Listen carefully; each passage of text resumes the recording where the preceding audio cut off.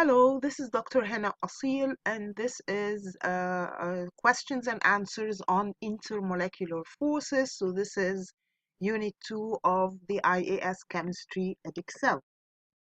And the first question says, which statement is not explained by hydrogen bonding? Again, in these multiple choice questions, please pay attention. Is he asking you which one is correct or which one is not correct? So here he's asking which statement is not explained by hydrogen bonding. And the first question says all group 1 hydroxides are soluble in water. The fact that group 1 hydroxides are soluble in water, is that explained by hydrogen bonding? If you remember, we said any ionic compound. So we were saying something like sodium chloride, or in this case, sodium hydroxide, for example. Why is it soluble in water? We said because when it goes into water, the water molecules surround it. The negative end of the water molecule surrounds the positive ion, and the positive end of the water surrounds the negative ion. So this actually has nothing to do with hydrogen bonding, so this should be my answer. But let us take a look at the others.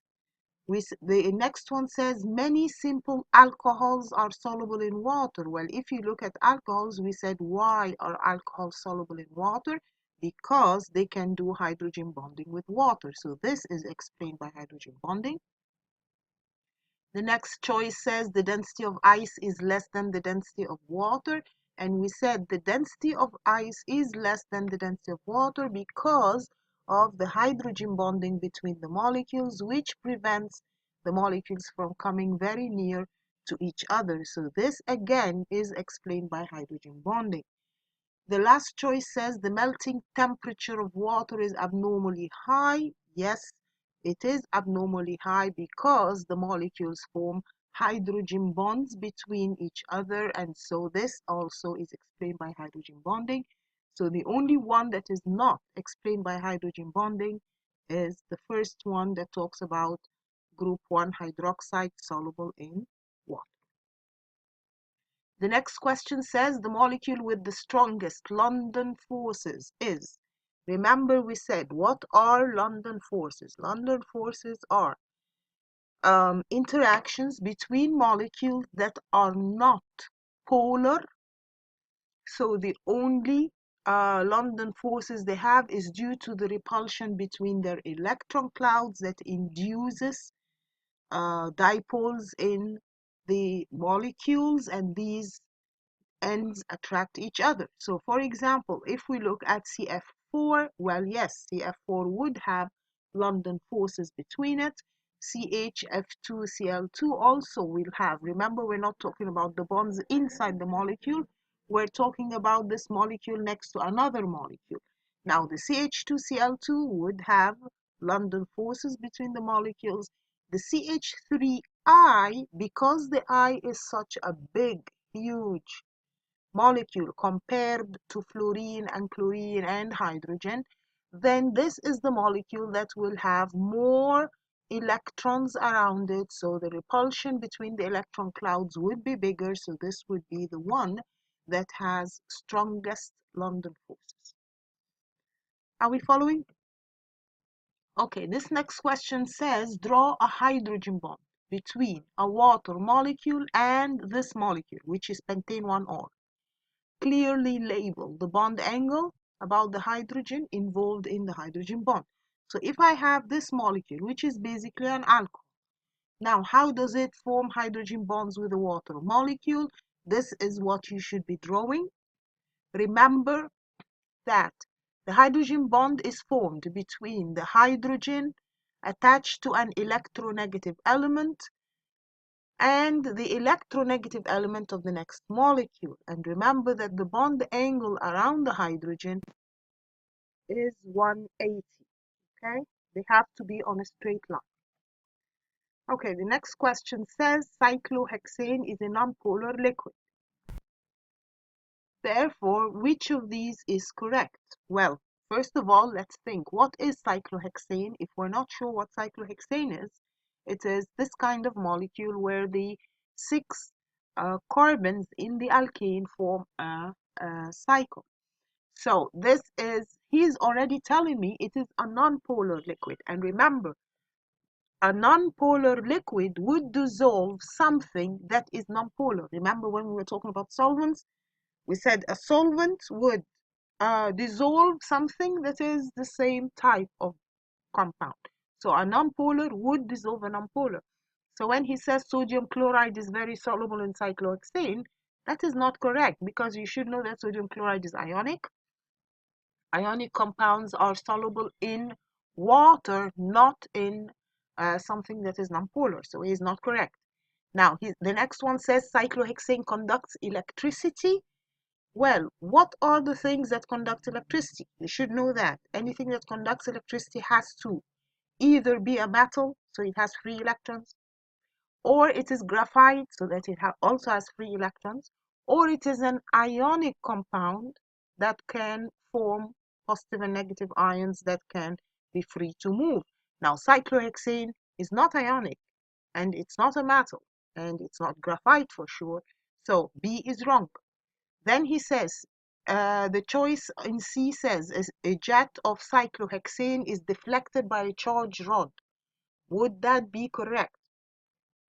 Remember that a charged rod would deflect a polar liquid, not a non-polar. So a non-polar liquid does not have a positive end and negative end, so it is not charged, so it will not be affected by a charged rod. Only polar liquids are affected by a charged rod, so that also is not correct. Now, what does D say? D says cyclohexane forms two layers when mixed with water. That would actually be correct, because if something is non-polar, it does not dissolve in water. If it does not dissolve in water, then it would form two layers when added to water. So that is the correct statement. Then this next question says, draw a hydrogen bond between two ethanol molecules. So I need to draw two ethanol molecules and the hydrogen bond between them. And he says, clearly indicate any dipoles and lone pairs of electrons. Label the bond angle about the hydrogen involved in the hydrogen bond and give its value. So if I'm trying to draw hydrogen bond between two ethanol molecules, this would be something like what you're supposed to draw. First of all, the hydrogen bond is between the hydrogen of one molecule and the oxygen of the other. And what helps is the lone pair of electrons on the oxygen of the other molecule. So you have to indicate that that oxygen has a lone pair of electrons. The dipoles would be hydrogens have slightly positive, oxygens have slightly negative. Remember, the bond angle is 180, so that they're all on a straight line. The next question says, explain why hydrogen bonds do not form between ethanol molecules. Well, ethanol is an aldehyde. This is the kind of molecule that we call ethanol. If you have not done the organic of Unit 2 yet, which you probably haven't, then you still don't know what ethanol is, but this is what we call ethanol. It is an aldehyde, and we'll be studying that later. But for now, he's saying, will this molecule explain why hydrogen bonds do not form between these molecules? Remember, we said a hydrogen bond will form when what? When we have a hydrogen attached to an electronegative element, or a hydrogen bonded to an electronegative element. We do have an electronegative element here, which is the oxygen, but the hydrogens are not attached to it. So this will not form hydrogen bonds because the hydrogen is not bonded to an electronegative element. Here he's saying which of the following has the highest melting temperature. Okay, let's take a look. The first choice is mercury. I do know that mercury is a metal, but I should also know that mercury is the only liquid metal. So actually its melting point is lower than room temperature. So that's not probably the one that has the highest melting temperature. Okay, what is the next choice? Next choice is potassium. Well, you should know that potassium is in group 1. We said group 1 are soft metals that can be cut by a knife. So actually their melting temperatures are the lowest amongst the other metals. The next choice is C10H22. Okay, let's take a look at C10H22. This is a molecule that does not have any dipoles, any permanent dipoles of its own. So this is actually a nonpolar molecules. So the only attraction forces between these molecules are the weak van der Waals or London dispersion forces. So this would actually have a low melting point. If we look at silicon dioxide, you should remember that we said silicon dioxide is a giant three-dimensional structure with many covalent bonds that need to be broken in order to separate all of these atoms. So this would actually be the one with the highest melting temperature.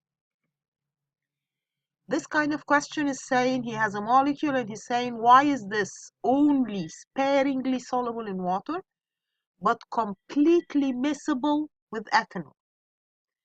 By reference to intermolecular forces, fully explain this difference in solubility, and detailed explanations of the forces involved are not required. He gives you 4 marks, so you're supposed to explain this. Okay, why would this compound not dissolve a lot in water, but it would be miscible with ethanol? Remember that these molecules have very long chain. It is mostly non-polar and can form only weak van der Waals forces with water. So they're not very soluble in water, or they're only sparingly soluble in water. Now, the molecule also has an electronegative oxygen. Now, this electronegative oxygen can form hydrogen bonds with the hydrogen of the ethanol. So, in addition to the weak van der Waals forces, this has also hydrogen bonding, and which we said that is stronger, allows the molecule to dissolve in ethanol. The next question says pentane 1-ol is less soluble than ethanol in water. Okay, let's see. What is pentane 1-ol? This is pentane 1-ol, a big molecule, relatively more carbons than many alcohols, and it has an OH, and he's saying this is less soluble than ethanol when we put it in water. Now, why would the bigger molecule be less soluble in water than the smaller molecule? They're both alcohols, so they can both form hydrogen bonds with water. But here we would need to choose one of these. He says the best explanation for this is either pentane 1-ol molecules cannot form hydrogen bonds with water, but ethanol can. Well, that's not exactly true because both of them can form hydrogen bonds with water. The second choice says London forces are stronger between pentane 1-ol molecules than between ethanol molecules. That would actually be correct, and that would be the correct answer because we realize that the bigger the molecule with more electron cloud around it, then the London forces would be stronger than a smaller molecule that has less electrons. What about the other choices? He's saying carbon-carbon bonds are stronger in pentane 1-ol than in ethanol. Remember, when we're talking about solubility or we're talking about melting point, boiling point, the bonds inside the molecule are not what we're talking about. We're talking about the intermolecular forces, so the forces between this molecule and another one next to it. So C does not apply. He says permanent dipole forces are stronger in pentane 1-ol than in ethanol. Also, that would not be correct because both of them have OHs. Now, explain why 1,1,1 trichloroethane has a higher boiling temperature than hexane. Well, if you see 1,1 trichloroethane, that is a molecule that has 3 chlorines. Why would it be something with a higher boiling point than hexane? Remember that hexane is just carbon and hydrogen. So the 1,1,1 trichloroethane has stronger van der Waals forces between the molecules. since it has more electrons. This next question says carbon, which is diamond in the form of diamond, and oxygen both form covalent bonds between their atoms in the element. What is the best reason for the fact that diamond has a much higher melting temperature than oxygen? So why does diamond have a much higher melting point than oxygen? Well, the first choice here says diamond is a solid but oxygen a gas. That really does not explain why one of them has a higher melting point than the other. The second choice says diamond has a giant atomic structure, but oxygen has a simple molecular structure. Well, that would be the correct one. Remember that the difference is when diamond has a giant three-dimensional structure with many covalent bonds that need to be broken for it to melt. So this needs a lot of energy, and that's why it has higher melting point. Oxygen is only a simple molecular structure with simple, weak London dispersion forces between the molecules that are easily broken. The other choices say the covalent bonds. Remember that when you answer one of these questions, the multiple choice questions, it is always a good idea. Okay, we've decided that B is correct, but please go through the rest to make sure that they are wrong or they are not the correct answer, just to make sure that you have the correct answer. So here the choice C says the covalent bonds between carbon atoms in diamond are stronger than those between oxygen atoms. That's not true. We do not say that a covalent bond here is stronger than a covalent bond in oxygen, and anyway, the covalent bond inside the oxygen will not determine the melting point of the oxygen. We said the melting point is determined by the intermolecular force. There is a single covalent bond between carbon atoms in diamond, but a double covalent bond between oxygen atoms. Well, this doesn't explain why the diamond has higher melting point. Remember, we said diamond would have higher melting point because it is a giant three-dimensional structure with many, many covalent bonds that need to be broken. The next question here says, which of the following compounds has hydrogen bonding in the liquid state? Okay, let's take a look. The first choice here is hydrogen bromide, but remember, hydrogen bromide is covalent in the gaseous state. As a gas, it is covalent. If I dissolve it or I put it in the liquid state, it becomes ionic. So this does not apply. Hydrogen sulfide, remember that sulfur has the difference in electronegativity between sulfur and hydrogen is very small, so actually H2S would not form hydrogen bonds. Silane cannot form hydrogen bonds anyway because silicon also is not very electronegative. Actually, it's not electronegative. The only one that can form hydrogen bonds as a liquid is the ammonia, because this has hydrogen attached to nitrogen. When we dissolve the ammonia in water, it can form hydrogen bonds. So this would be my... When chlorine is passed over iodine crystals, iodine monochloride is formed. Iodine monochloride, which is ICl, is a liquid at room temperature, whereas chlorine is a gas. Explain in terms of intermolecular forces why ICl is liquid and chlorine is a gas. That is, explain why ICl has higher melting point or boiling point. So let's take a look at this. Remember, this is ICl. ICl is actually a polar compound, so it has permanent dipole interactions between its molecules.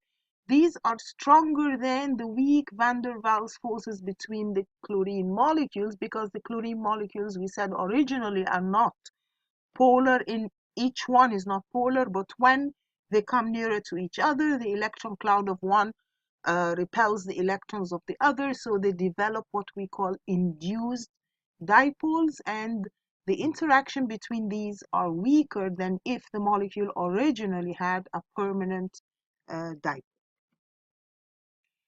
The boiling temperatures of the hydrogen halides are shown, and he's saying London forces are present in all of these compounds.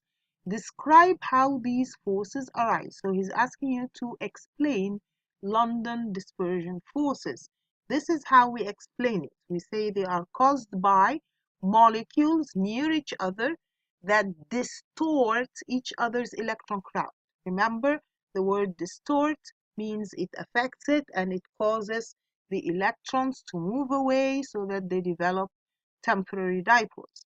So the movement of the electrons causes very small instantaneous temporary dipoles in the molecule. This induces dipoles in the adjacent molecule, and these opposite charges attract. So it is the attraction between the slightly positive end of one and the slightly negative end of the other. State why the London forces are greater in hydrogen iodide than in hydrogen bromide. Remember that we said the difference between hydrogen iodide and hydrogen bromide is that the iodine has more electrons. So hydrogen iodide has a bigger electron cloud, and that would distort the molecule, the electron cloud of the next molecule, and it will develop stronger London forces. Remember, the bigger the molecule, if we're talking about molecules that are not polar, the bigger the molecule, the more strong or the stronger the London dispersion forces. Explain why the boiling temperature of hydrogen fluoride is higher than that of hydrogen chloride. So here we're comparing HF to HCl. Remember that the HF, the fluorine, is the most electronegative element in the periodic table. So HF would form hydrogen bonds between its molecules. These would be stronger than the London forces between the HCl, and they will need more energy to be broken. Graphite and Buckminster fullerene are forms of carbon. Do you remember what these are? This is graphite. We said it's layers, three-dimensional structure with layers of 6-membered rings in which each carbon is covalently bonded to 3 carbons. The Buckminster fullerene is similar to it, but it is in form of something that looks like a football, and we said it's made up of pentagons and hexagons.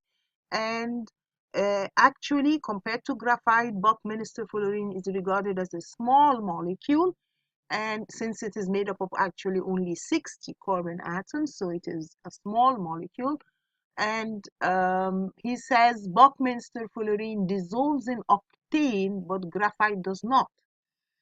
So octane, you should know that octane is a non-polar solvent.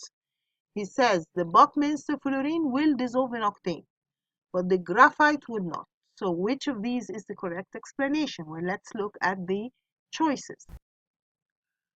The first choice says the bonds between carbon atoms in Buckminster fullerene are weaker than those in graphite. Actually, that's not true. The bonds in Buckminster fullerene are covalent bonds, and we also have covalent bonds in graphite, so that is not a correct answer. Now, the next choice says Buckminster fullerene is molecular, whereas graphite is a giant structure. Yes, that would be correct, and that would explain why the smaller molecule dissolves in octane. So remember, we said that Buckminster fullerene is a simple molecular structure. It has 60 carbons, and it would be more likely to dissolve in a solvent like octane than a giant structure like graphite. Okay, let's look at the other choices. The other choices say graphite has delocalized electrons, but Buckminster fullerene does not. Actually, both of them have delocalized electrons, since in each case, each carbon is bonded to only 3 carbons, but that does not explain why one dissolves and the other does not. It would explain why they both conduct electricity. The last choice there says graphite has covalent bonds and London forces, but Buckminster fullerene has just London forces. Well, that is actually true, but this would not explain why one dissolves in octane and the other does not. It would explain why graphite, for example, has a higher melting point than Buckminster fullerene. Okay, the next question says hydrogen bromide has a lower boiling temperature than hydrogen iodide, and he's saying which of these would explain this statement. So let's look at the first one. The first one says hydrogen bromide has a smaller permanent dipole than hydrogen iodide. Actually, that's not true because remember, bromine would be more electronegative than iodine, so actually its permanent dipole would be larger, not smaller. The other one says hydrogen bromide has weaker London forces than hydrogen iodide. Well, that is the one that would explain why it has a lower boiling point. Remember that the difference between HBr and HI is that iodine is a huge molecule, larger than bromine, so the electron cloud around the HI is bigger, so stronger London forces around the HI molecules or in between the HI molecules than between the HBr molecules.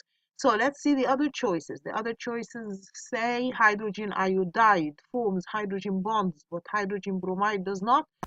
That's not true either because both of them are not regarded as forming hydrogen bonds, and if one would form more than the other, it would be the HBr because the Br is slightly more electronegative than the iodine. So that's not right.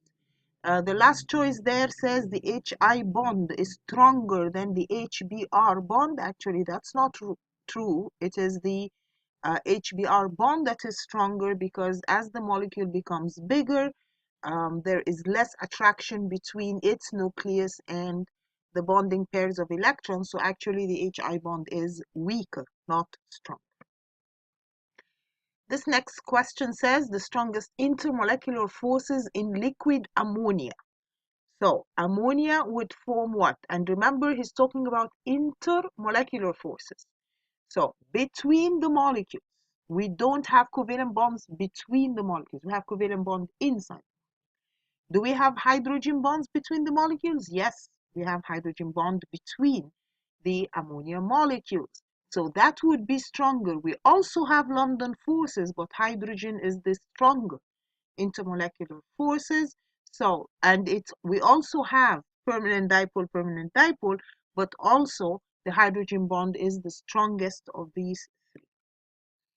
Then he says the graph here below shows the boiling temperatures for group 5 hydrides. Select the most likely boiling temperature for ammonia. Remember, group 5 hydrides means NH3, PH3, ASH3, SBH3. So these are the ones in group 5. And of course, out of all of these, the one that would have NH3, the N is more electronegative than all of these.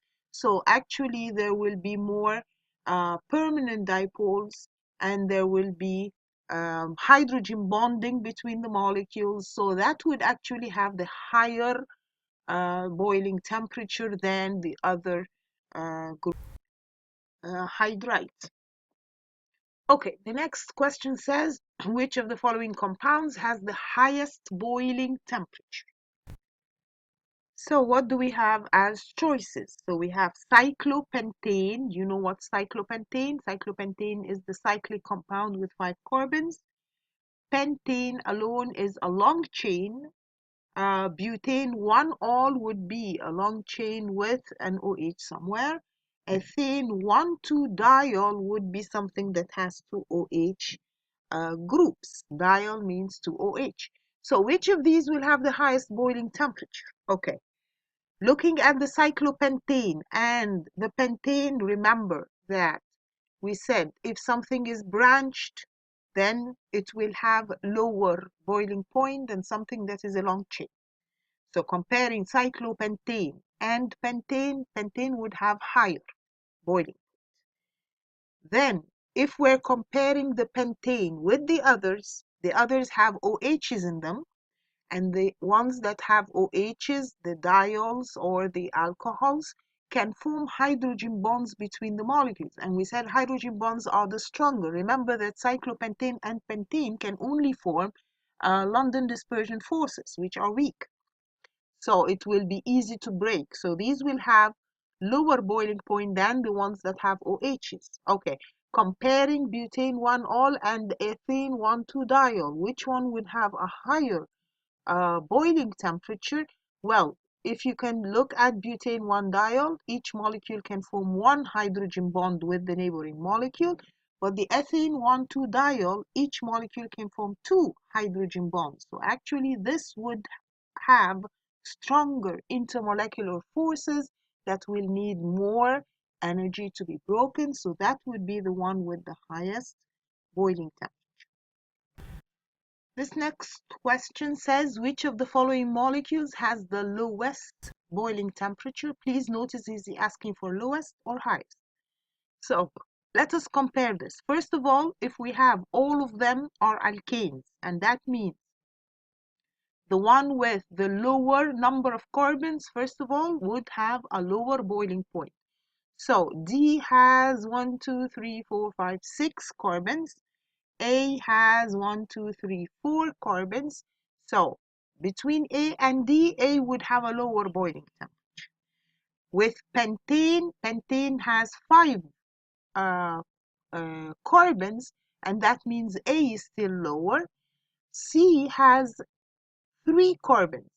So the one with the lower number of carbons, and all of them are straight chains, so the one with the lower number of carbons would have the lower boiling temperatures. Which of the following substances does not have intermolecular hydrogen bonds? Which of these will not form hydrogen bonds? Well, let's take a look at what each of these are. Ethanoic acid is this. This is ethanoic acid. It has hydrogen bonded to an electronegative element, which is oxygen. So ethanoic acid would have hydrogen bonds between its molecules. Now, propanone. Can you see what propanone looks like? Propanone is a ketone that we will be talking about when we do organic. But for now, this is the structure of propanone. And as you can see, propanone does not have a hydrogen attached to an electronegative element. Remember, to form hydrogen bonds, there must be a hydrogen attached to an electronegative element. So this one does not have hydrogen bonds, so this should be my answer. If we look at methanol or water, all of them can form hydrogen bonds because they have hydrogen attached to an electronegative element, so my answer is the propanone. Which of the following molecules has the highest melting temperature?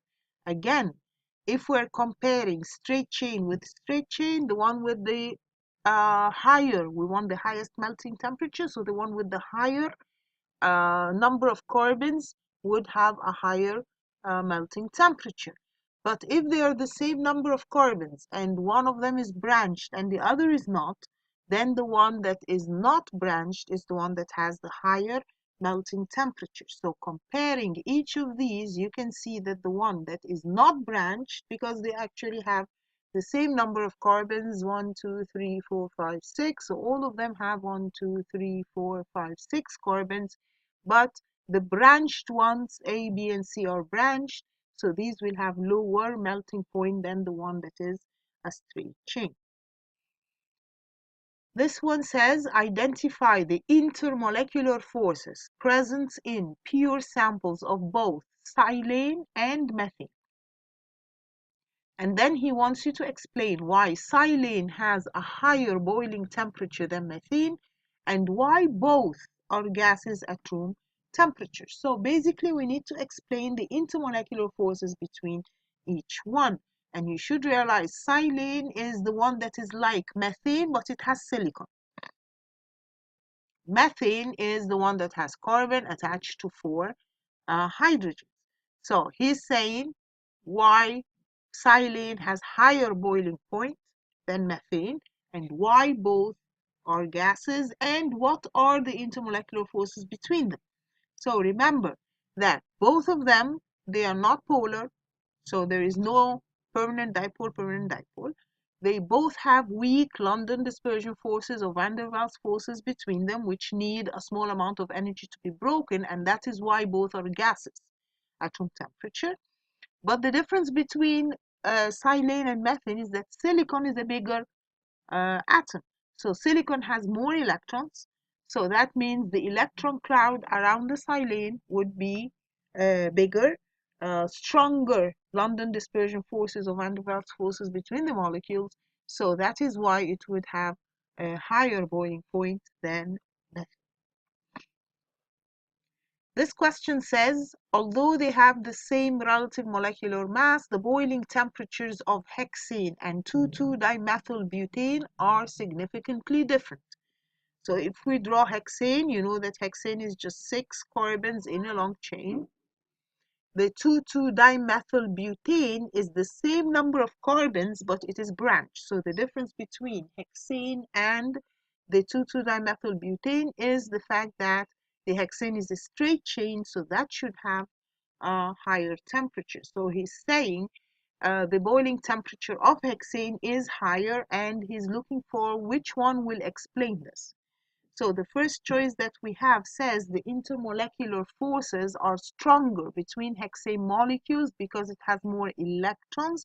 Actually, both of them have the same number of electrons. They have the same number of carbons and the same number of hydrogens. The other choice says there are significantly stronger permanent dipole forces. Well, there are no permanent dipole forces at all in the hexane molecules because hexane does not contain electronegative atoms. The other choice says the covalent bonds in hexane are stronger, so it requires more energy. Again, remember, when we're talking about boiling temperatures, we're not talking about the bonds inside the molecule. Yes, inside the molecule it has covalent bonds which are strong, but that has nothing to do with the boiling temperature. In order to explain the boiling temperature, we need to explain the interactions between the molecules. So that last choice says the molecular shape of hexane allows them to form stronger London forces. Yes, that would be my choice because we said a long chain, when we have molecules that are long chain, they are more likely to come nearer to each other. So stronger interactions between their electron clouds, so they will have stronger London forces. The next question says the solvent cyclohexane forms intermolecular forces with other organic molecules when they dissolve. Identify the intermolecular forces between the cyclohexane and other organic molecules. So first of all, cyclohexane is nonpolar. It is a hydrocarbon and it doesn't have any electronegative element. So the only intermolecular forces we're going to have between these molecules is van der Waals forces.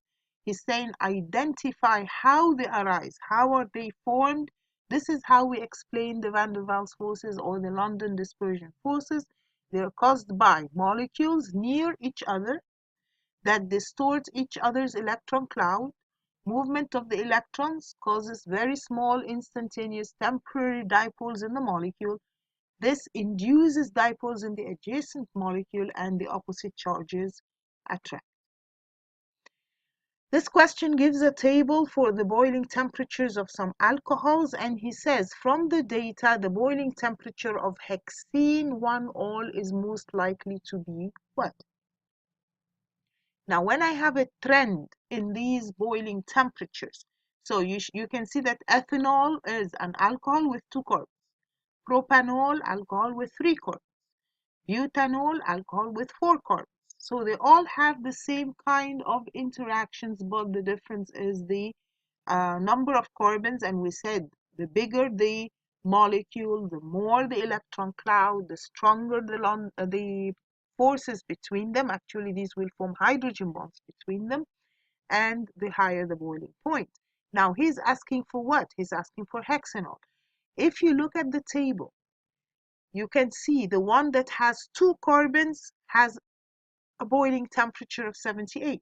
Now, propanol has 3 carbons, so it has 97. The difference between them is about 19. So as I go from 2 carbons to 3 carbons to 4 carbons, the boiling temperature increases by about 20 in each case. Now, I am going from 4 carbons, butanol, to hexanol. So actually, I'm increasing 2 carbons over the butanol.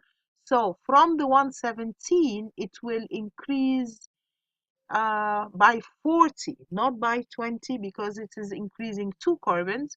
So actually, the next one, the hexanol, would be higher by about 40. 117 plus 40 is about 157 or 158. That would be close enough. You understand how to get the boiling temperature from the trend. You find out it's increasing by how much. So we found that each carbon increases the boiling point by about 19 or 20. From butanol to hexanol, I'm increasing 2 carbons. So that means I would be increasing by about 40. Okay. The next question says, although they have similar relative molecular masses, the boiling temperatures of pentane and butane 1-ol are significantly different. The reason for this is what? So he's saying the boiling temperature for which one is more? Butanol.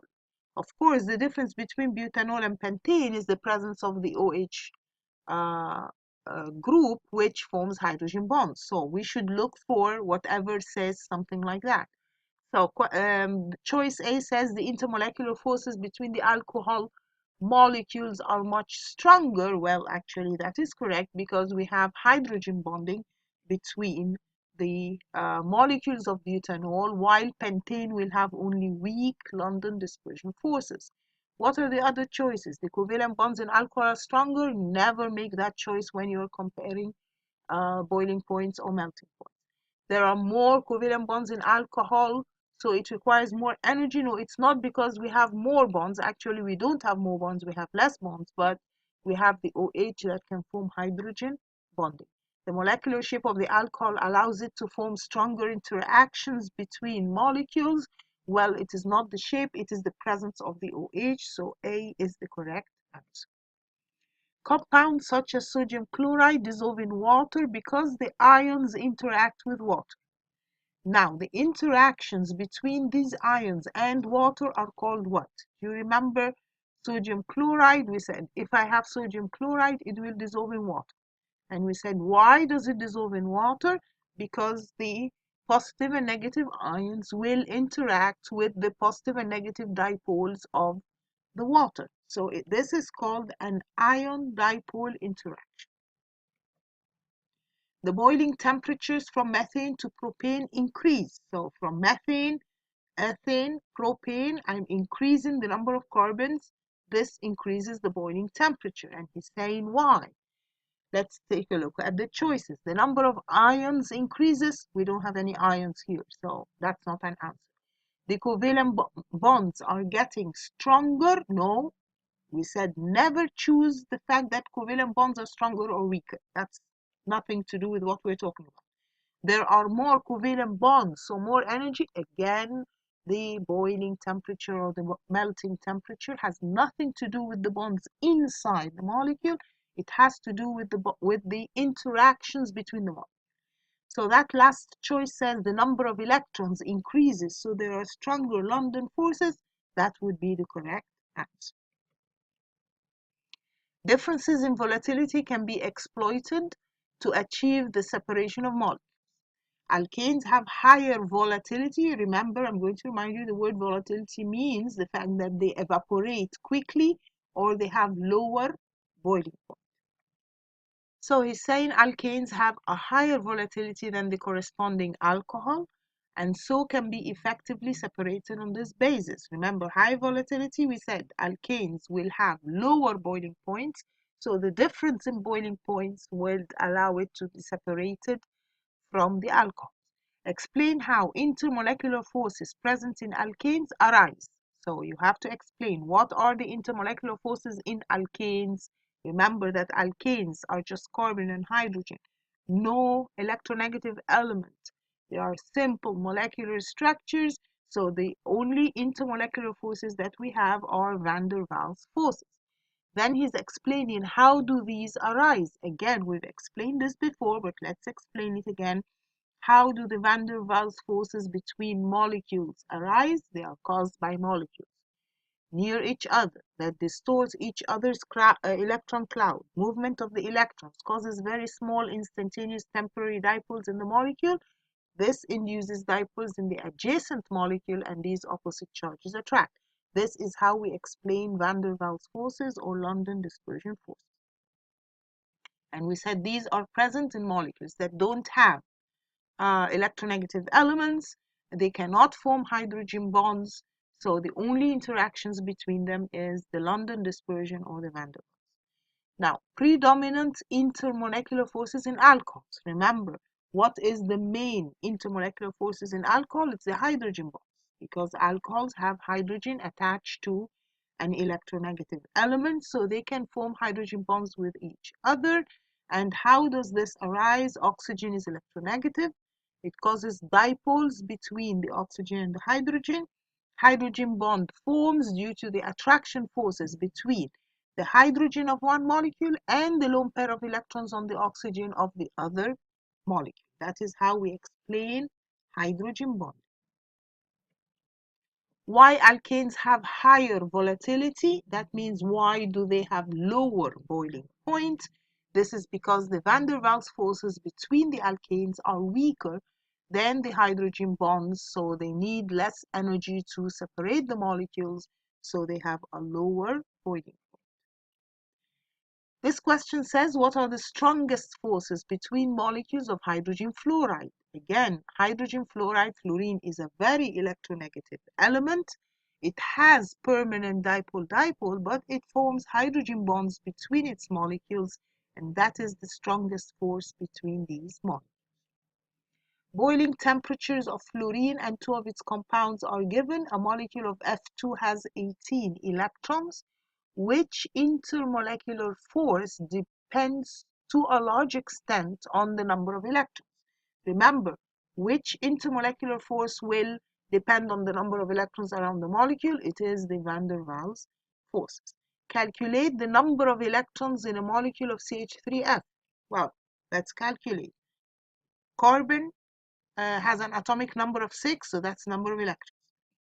Hydrogen has an atomic number of 1. I have 3 of them. Fluorine has an atomic number of 9, so it has 9 electrons. So the total of that molecule is 18 electrons. Explain why the boiling temperature of CH3F is greater than F2, referring to the intermolecular forces. Well, what is the difference between CH3F and F2? CH3F has both van der Waals forces and permanent dipole-dipole, because the fluorine is much more electronegative than the carbon. So it has a permanent dipole, so it has the London dispersion of van der Waals forces and the permanent dipole-dipole interactions.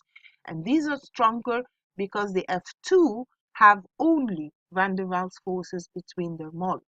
They will not have a permanent dipole because the two fluorines will attract the electrons to equal extent. Explain why the boiling temperature of HF is the highest in the series. Remember that the HF can form hydrogen bonds. These are stronger than the van der Waals forces, so they need more energy to be broken. Explain why the values of the boiling temperature for chlorine, CH3Cl, and HCl do not follow the same trend as F2, CH3F, and HF. Mainly because the HCl, we don't regard the chlorine, the difference in electronegativity between chlorine and hydrogen to be that big, so the HCl does not form hydrogen bonds between its molecules. Remember that. We do not regard the HCl as forming hydrogen bonds between the molecules. The diagram below is taken from a student's examination paper. It shows the hydrogen bonding between the two water molecules. What is wrong with this diagram? Remember that we said, looking at it straightforward, you should remember that the bond angle around the hydrogen in the hydrogen bond should be 180. So that hydrogen bond should actually be on a straight line with the hydrogen and the oxygen. So the one that explains this is C. He says the OH-O bond angle between the water molecules should be 180. This question says the boiling temperature of hydrogen peroxide is relatively high, about 150 degrees Celsius, for such a small molecule. Now explain fully why this is the case. First of all, what is hydrogen peroxide? This is hydrogen peroxide. It's a hydrogen attached to oxygen and another oxygen attached to a hydrogen. So that is hydrogen peroxide. Now, why do you think this molecule would have a relatively high boiling temperature? Of course, it has a hydrogen attached to an electronegative element. Of course, it will form hydrogen bonds, so the H2O2 will form hydrogen bonds between the molecules, which are strong and need more energy to separate the molecules. And this is the kind of distribution of the dipoles and the hydrogen bond.